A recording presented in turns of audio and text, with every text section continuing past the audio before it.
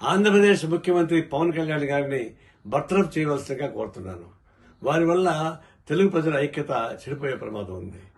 ఒకవైపున తెలుగు ప్రజానీకం భౌగోళికంగా విడిపోయారు తప్ప శారీరకంగా కానీ శత్రుత్వం కానీ లేదు. రేవంత్ రెడ్డి ముఖ్యమంత్రిగా ఉంటూ వాళ్ళ కూతుర్ని భీమవరంలో ఇచ్చాడు ఆంధ్ర ప్రాంతానికి. అంటే లేవు కదా. ఆయన గతంలో చేగువేరా డ్రెస్ వేసుకుని తిరిగాడు, విప్లవాది అనుకున్నాడు, మంచిది. ఆడేసి మారాడు. మరి ఇప్పుడు సావర్కర్ శిష్యుగా మారాడు. సనాతన ధర్మం పూజిస్తూ ఉన్నాడు. పూజించుకునేయండి. ఇప్పుడు ఆయన సనాతన ధర్మం మునిగిపోయాడు కాబట్టి ఆ భాష వస్తూ ఉంది. ఇది దిశ తగిలింది అని చెప్పేసి మాట వస్తుంది.